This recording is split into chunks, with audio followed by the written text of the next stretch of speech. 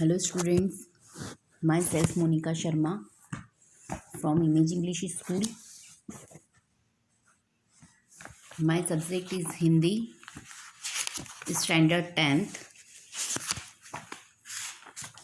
chapter number 2 बूढ़ी काकी। बूढ़ी काकी का हम रिवीजन कर रहे हैं चैप्टर सेकेंड का। Half chapter explained and introduction also explained. Now I am explaining from here.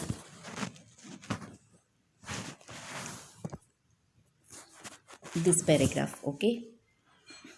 इसके पहले वाले पैराग्राफ में था, जहाँ तक इस पैराग्राफ तक मैंने आपको एक्सप्लेन कर दिया था, पर मैं आपको ये वाला पैराग्राफ फिर से एक्सप्लेन कर रही हूँ।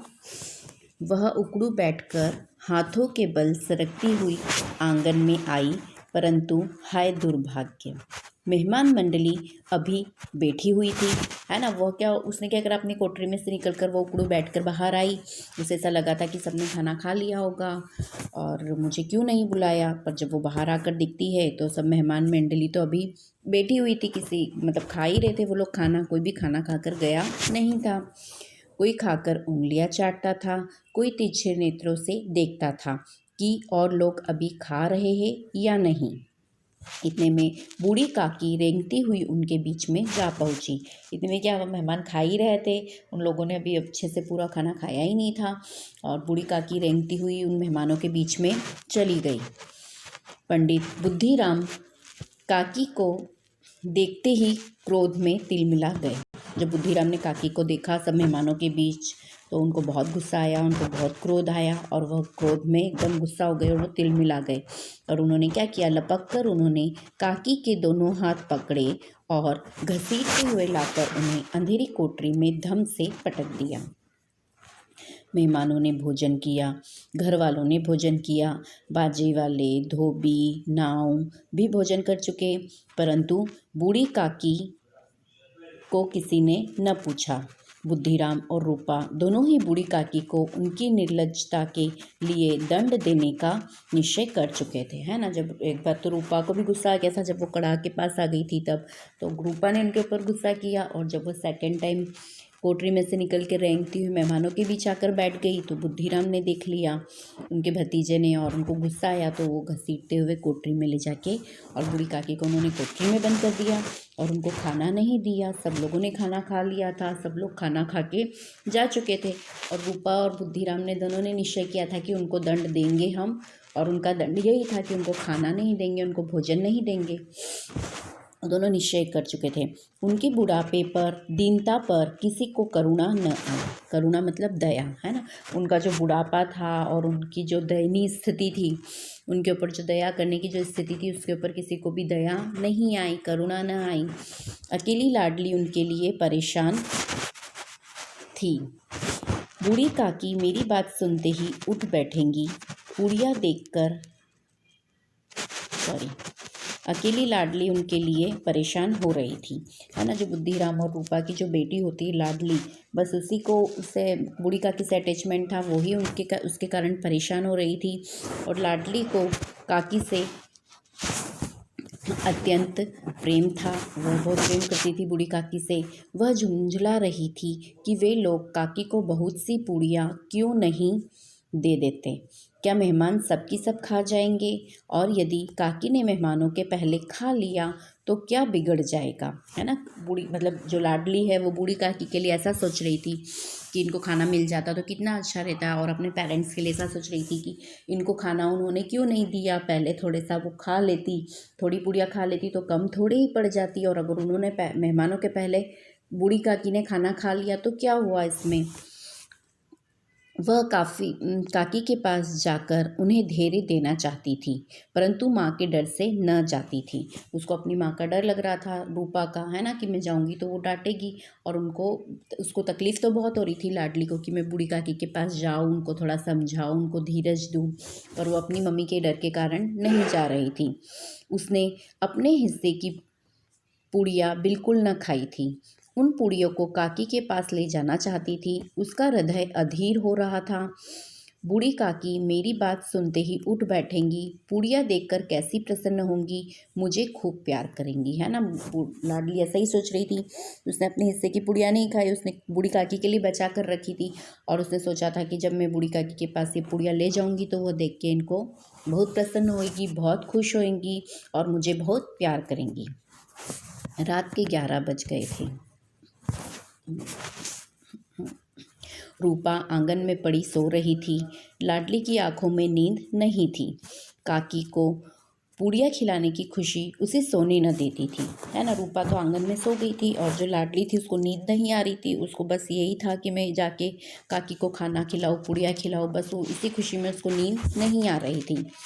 और जब विश्वास हो गया कि अम्मा सो रही है तो वह चुपके से उठी और बूढ़ी काकी की कोठरी की ओर चली गई। बूढ़ी काकी को केवल इतना याद था कि किसी ने मेरे हाथ पकड़कर घसीटे और फिर ऐसा मालूम हुआ कि जैसे कोई पहाड़ पर उड़ाए लिए जाता है।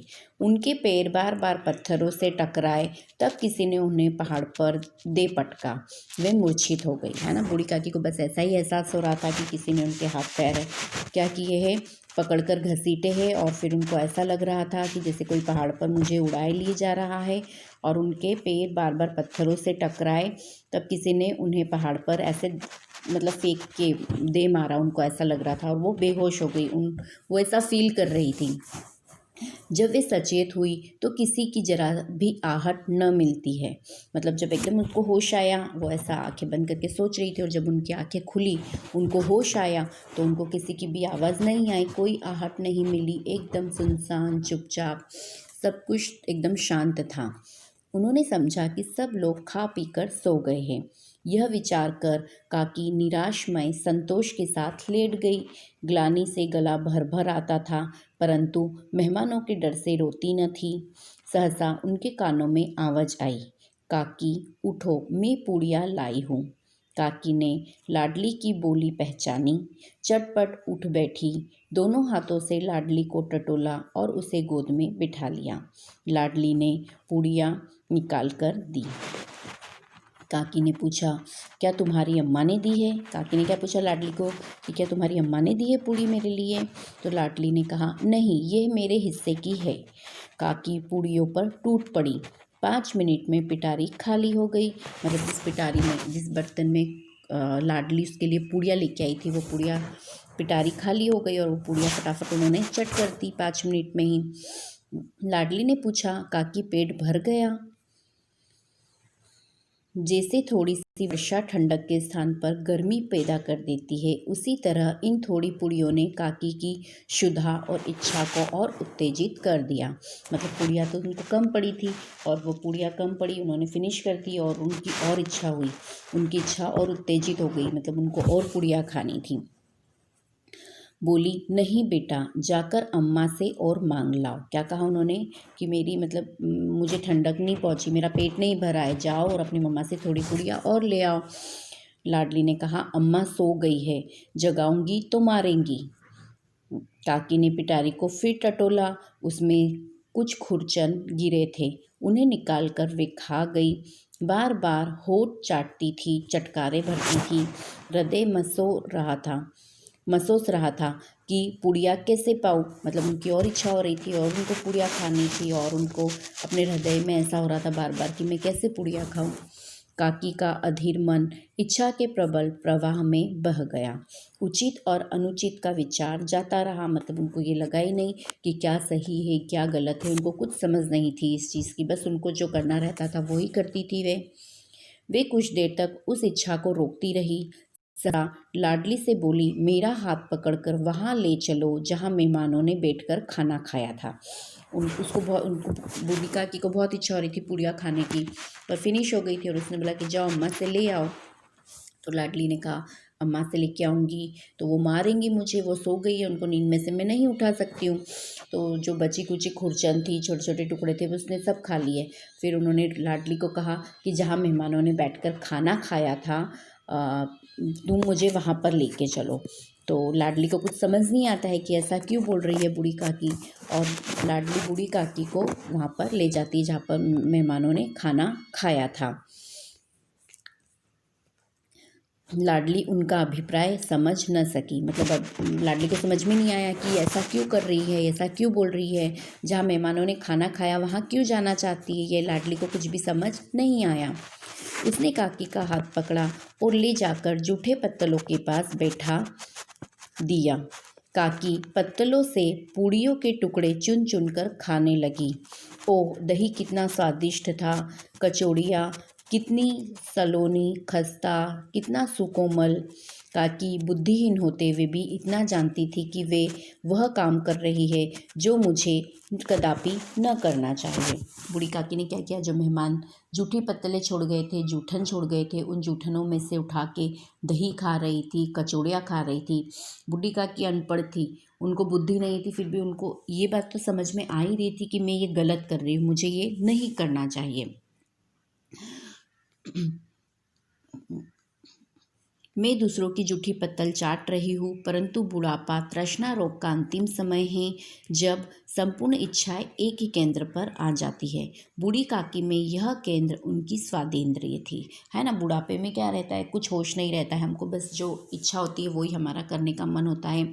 और बुढ़ापा क्या होता है, तृष्णा रोग का अंतिम समय होता है। मतलब जो लालच होता है, हमको किसी न किसी चीज़ का बुढ़ापे में लालच होता है, और हमको वो हमको करने की इच्छा होती है कि हम ऐसा ही करेंगे, चाहे कोई कुछ भी सोचे। और बूढ़ी काकी में वह केंद्र उनकी क्या थी, स्वादेंद्री। मतलब उनको सिर्फ स्वाद का खाना अच्छा लगता था, स्वादिष्ट खाना, पकवान, और उनमें सिर्फ खाने की ही इच्छा थी, है ना, और वो खाने के लिए कुछ भी कर सकती थी।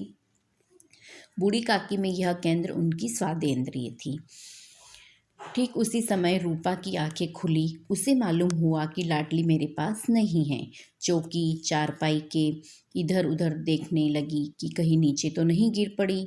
उसे वहां न पाकर वह उठी तो क्या देखती है कि लाडली जूठे पत्तलों के पास चुपचाप खड़ी है और बूढ़ी काकी पत्तलों पर से पूड़ियों के टुकड़े उठा उठा कर खा रही है ना। जब रूपा की नींद खुलती है तो वो पहले लाडली को ढूंढती है, लाडली नहीं मिलती है तो वो बाहर आती है उठ के, और जब आके बाहर देखती है तो वो देखकर एकदम चौंक जाती है। उसे बहुत आश्चर्य होता है, और वह क्या देखती है कि जूठी पत्तलों के पास मतलब लाडली चुपचाप खड़ी है और बूढ़ी काकी जूठी पत्तलों में से जूठन उठा उठा कर खा रही है। रूपा का हृदय सन्न हो गया। वह यह दृश्य था जिसे देखकर देखने वालों के हृदय कांप उठे। मतलब वो देखकर बहुत कांप उठी और सन्न रह गई। ऐसा प्रतीत होता है जैसे मानो जमीन रुक गई, आसमान चक्कर खा रहा है, संसार पर कोई विपत्ति आने वाली है। रूपा को क्रोध न आया, शोक के सम्मुख क्रोध कहाँ। मतलब रूपा को सब क्रोध नहीं आया, क्रोध मतलब गुस्सा नहीं आया, उसने शोक जताया, मतलब उसको दुख हुआ, तकलीफ हुई। शोक के सम्मुख क्रोध कहाँ, करुणा और भय से उसकी आंखें भर आई। करुणा मतलब दया, उसको बहुत दया आई काकी को ऐसी स्थिति में देखकर, और वो बहुत डर गई। करुणा और भय से उसकी आंखें भर आई, उसकी आंखों में पानी आ गया। इस अधर्म के पाप का भागी कौन है। वो ऐसा बोलती है कि ये अधर्म किया है और ये बहुत बड़ा पाप किया है मैंने, और इसका भागी कौन है, वो ऐसा सोचने लग गई। उसने सच्चे हृदय से गगन मंडल की ओर हाथ उठाकर कहा, परमात्मा मेरे बच्चों पर दया करो, इस अधर्म का दंड मुझे मत दो, नहीं तो मेरा सत्यानाश हो जाएगा। मतलब रूपा को पता चल गया कि मैंने गलत किया है, मुझे इस तरह से नहीं करना चाहिए, और उसने तुरंत ऊपर देखकर, गगनमंडल की ओर देखकर भगवान से, ईश्वर से माफ़ी मांगी और कहा कि परमात्मा मुझे माफ़ कर दो, मैंने गलत काम किया है, और मैंने जो गलत काम किया है उसका दंड, मेरे अपराधों का दंड मेरे बच्चों को ना देना, मेरे बच्चों की रक्षा करना, वरना मेरा सत्यानाश हो जाएगा। है ना, क्योंकि हम कभी जब किसी के साथ गलत करते हैं तो फ्यूचर में आने वाले टाइम में हमारे साथ भी गलत ही होने वाला है।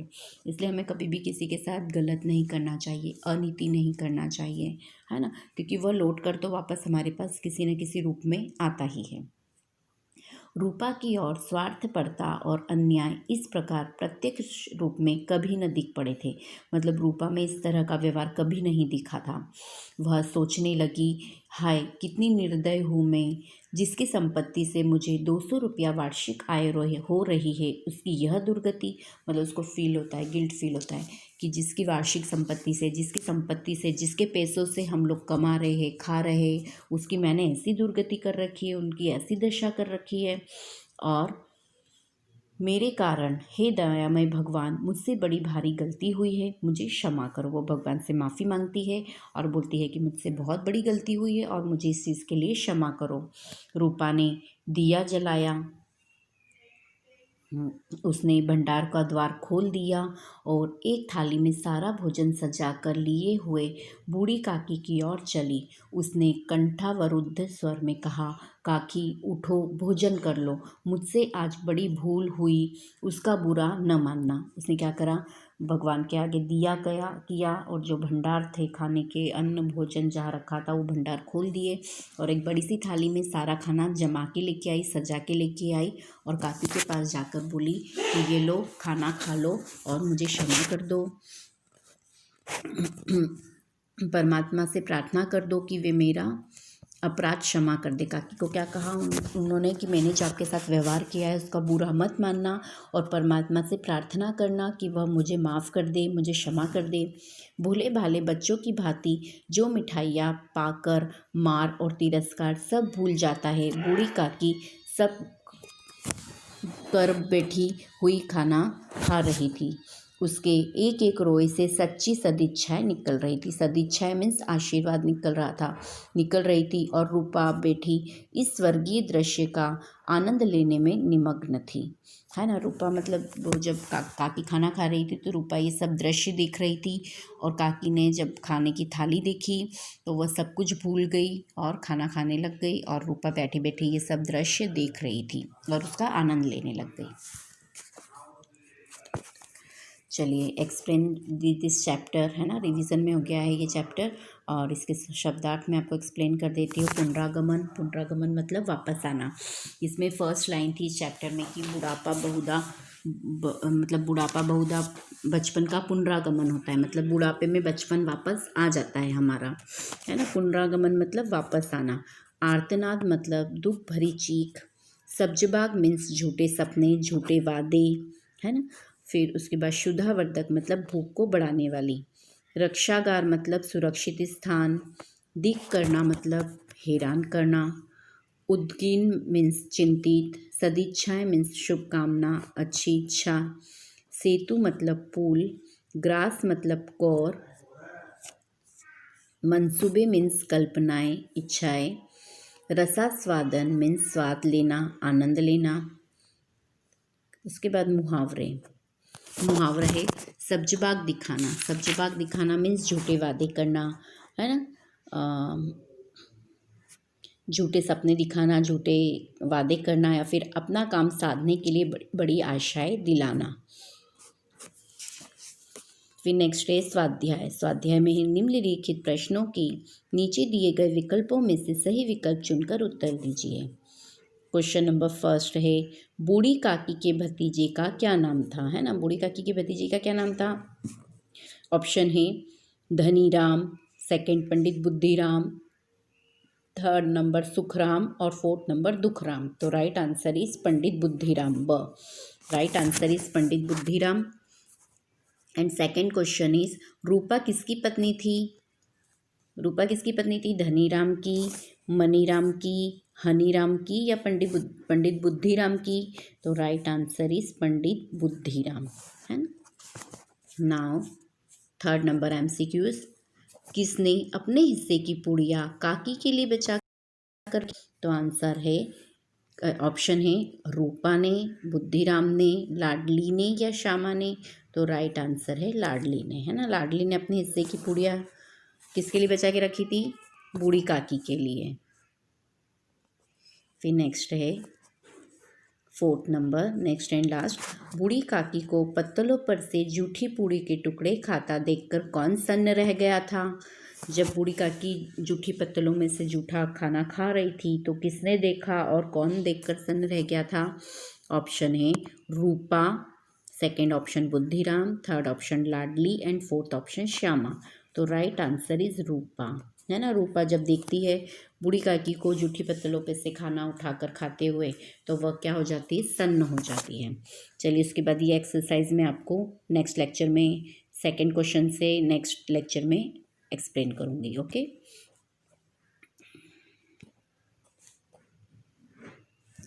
चलिए, फर्स्ट एमसीक्यूज का आंसर था बूढ़ी काकी के भतीजे का नाम पंडित बुद्धिराम था।